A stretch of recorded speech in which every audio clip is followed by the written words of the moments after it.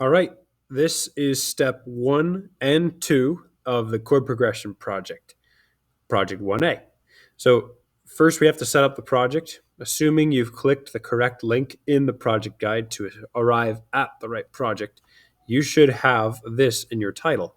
You need to replace first and last name with your first and last name. That's pretty easy. Make sure you keep chord progression. That way I know which projects you are working on. Don't delete chord progression, keep your name. Second step, click Add New Track. Third step, choose Keys. All right, and then you open a piano. You can also click and adjust this so you can have the piano really small or really high. I usually keep it somewhere in the middle so I can see my tracks up here. You make that adjustment as you want.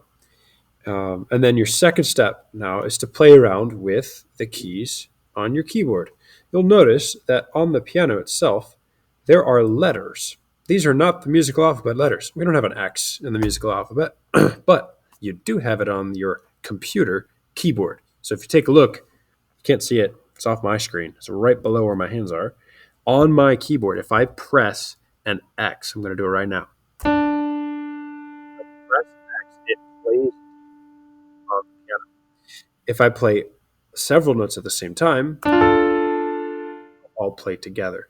In the example in the screenshot provided, I played C, B, and M, which happened to be E, G, and B in the musical alphabet, but C, B, and M on the computer keyboard. If you press all three at the same time, like you're supposed to, you got yourself a triad. Do not play them individually. Not good. You want to play all three at the same time. Once you've found out your preferred combination of three different notes at the same time, move on to the next step.